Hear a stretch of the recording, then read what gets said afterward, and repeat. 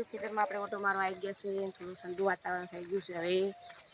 ને જોઈ લે આપણે લેબડાના લાકડો કપાયા તો હું કહી ગયો હોય તો બસ ઘરે લઈ આવવા પડશે હવે બાળવા માટે. પાછો લેબડો પણ પકડી ગયો છે. ઉનાળાના આપણે જો લેબડો પણ આરામ કરવા આવી ગયા છે. લેબડો જોઈ લો કપાયા પણ સરસ લેબડો પકડ્યો છે. વાતાવરણ ઠંડુ છે. પાછો લેબડો સરસ પકડી છે ને આખો જો બધા કપાઈ નાખે હવે બધા ઉનાળો આખો ઉનાળો અડી જાય કૂતરે જો કૂતરે ખાડા બાડા ખોજી ખેતરની પથારી કરી નાખી છે. કૂતરે રહેવા માટે કેવા ઘર કરે છે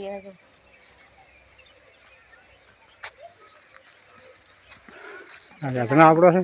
લાકડો સુકાઈ ગયો છે હવે બે દાડા બધા લઈ જા ઘરે. તમને લાકડાનો ઢગો કઈ નાખ્યો છે? હવે બે આમ કાકા ઉનાળો બાદ ઉનાળો તો લેવા જાય લાકડાનો ઢગો કઈ નાખ્યો તમે? મસ્ત લેબડો કાપી નાખ્યો છે. લેબડો પગર છે. ઉનાળામાં સોયલા બેસ્યું એ મજા મોજ થઈ જાય. એ સોયલો આવશે બેસ્યું કોણ બોરા આવ્યા છે બુડી પાછી પગ કાપી નાખી પછી પગની પાછી બુડી કાપી નાખી બોરા આવશે વડે બોરા આવશે તો ખાસા કોટા વાગે પણ વકાટ પકા સીધા કોટા આવી બોડી કોટા કેવા જાય મારે ના સીધા કોટા વાગે. હેલો દોસ્તો નમસ્કાર. અત્યારે અમે ખેતરમાં જો આવ્યા છો. અમારે ખેતર પડ્યા છે પાણી વગર પણ હવે અમારે છે ને એક તળાવ છે ને પાદડી આવી ગયું એમાં નર્મદાનું પાણી નાખ્યું છે. હવે ત્યાંથી અમારે પાઇપલાઇન અહીંયા કરવાની છે અને આ પછી ખેતર પાછું આ બાજુ પડી ખેતર અમારા છે. પછી આ પછી પાઇપલાઇન કરીશું અને પાણી પાછું અને પછી ખેતી કરવાની સરસ મજાની. તો આની અંદર તો છે ને હલા કરે છે ને તમાકુ વાવવાનું છે અને થોડીક શાકભાજી વાવવાની છે. અને આ કોટા છે આ બોર્ડિંગ કોટો છે ને એ આરો એક વકો આવે છે ને સીધો આવે જેને કોટો વાગે ને એ ન્યા કરતા નહીં બરાબર. આ કોટા છે થોડાક દૂર રહેવું અને કોટા છે વેટાવા ના દેવાય. જો ભૂલે વેટી ગયા તો આખી જિંદગી કા કોટા છે ને વાગતા રહેશે ન્યા કરતા નહીં. આ વકો ને સીધો કોટો છે ઓનાથી તમે બહુ તેજ દઉં. ઓકે આ છે ટુકડો પગ દુખતા ને આપણે વાબ આવતો હોય ને તો એને થોડો મોટો થાય રે પણ તો નાનો હશે આજે થોડો મોટો થાય ને મને આ કરશો ગરમી તો થશે હો ને હવે પાકશે એટલે પછી એને બખડિયામાં લઈને કાપીને પગો થોડું ખુંદો ને તો વાબા બધું મટી જાય. આ ટુકડું છે વગર પૈસા દેવા કાલે ગયું ટુકડું આવે આને ગમે એવો વાવ આવતો હોય પગન દુખતો હોય ઢેચણ દુખતા હોય પછી આ દોડિયામાં લ્યો અને જણા જણા કટકા કરો અને આવે ને પગમાં હેઠળ પીલવાના તો એની કડવાટ છે ને આખા શરીરમાં ફેલાઈ જાય એનાથી વાવ મટી જાય. એ તમે હા તમે મિત્રો ખેતી કરતા હો ને શું છે એ મને કોમેન્ટમાં લખાવજો. ખેતી કરતા ખબર હોય એક જાતનું કાળેગું છે પણ આ કાળેગું કડવું આવે કડવા કાળેગ આવે અરે બરાબર. આ દેશી દવા તો મસ્ત દવા છે કોણ સારામાં સારી. જો લાઈટ ચાલુ થઈ ગઈ છે કેટલી લાઈટ અવાજ આવે છે તમે લાઈટ નથી આ લાઈટ ચાલુ થઈ ગઈ છે ને લાઈટ નથી તમે અડો તો કરંટ પણ આવે ને લાઈટ થોડું દૂર રહેવું સારું. હા લીલું લીલું તો કરંટ આવે કહેવાય. આ તો વસ્તી પણ પૈસા ગણવા માટે વસ્તીનું મોજ કહેવાય. રૂપિયા ગણી લીધા એવું નહીં વિચાર્યું કે બાબા આખી જિંદગી શું કરશો. ચિત્ર તો પડ્યું છે તાર જોઈ લો. હવે ખેતરમાં આકડા ઉગ્યા છે અને લીલું હોય ને લીલું તો કરંટ આવે જો કરંટ આવે ને હાલવામાં કેટલી તકલીફ પડે આપણને. આને છે જોયા છે તો મોણસ નહીં જોયા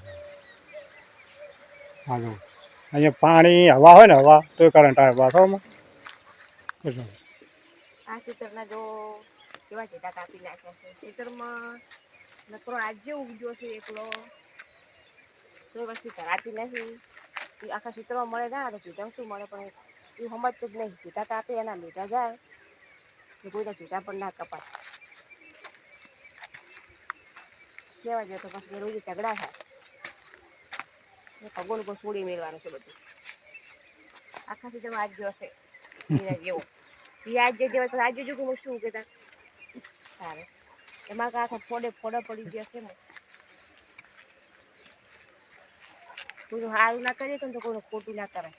સારામાં ભાગલો ને તમે ભગવાનને સારું રાખો ને પછી કે અમારે આમ થાય ને એમ થાય ને એમ થાય કરતા હોય બીમાર પડે.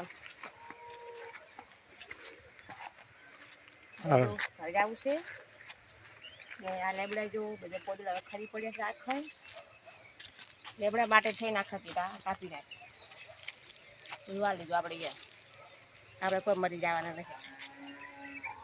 મજૂરી કરશે આપણે. જય શ્રી રામ બધાને. જો કહું આપણે જોવા આવી જ ગયા ખેતરમાં. ખેતર પણ આપણું નહીં, બાજુવાળાનું ખેતર છે એટલે આપણે પેડો પૂંખ ખાવા લેતા આવે છોકરા માટે. પણ એ ઘઉં બહુ સૂકા થઈ ગયા છે હવે. કોઈ પૂંખ થાય એવા હતા નહીં પણ ચોક ચોક હતા ને એમાં બહુ ખડ બહુ હતું એટલે પછી કોઈ મજા ના આવે લેવામાં. તો હું બધું ચેક કરી લઉં ને ઘઉંમાં પણ ખૂબ કાતરા પડ્યા છે. કાતરા છે એટલે જોઈ લે, ચેક કર. જો નહીં હોય તો પછી જા ઘરે ને બાજુમાં એડા છે હજુ તો.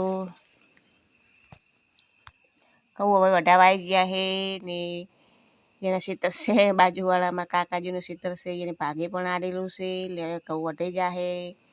ઘઉં વાળશે, બે દાડા તપવા દે પછી ભેગા કરવા પડશે. ભેગા કરીને પછી કઢાવવાના છે ને એમાં ઘઉંની.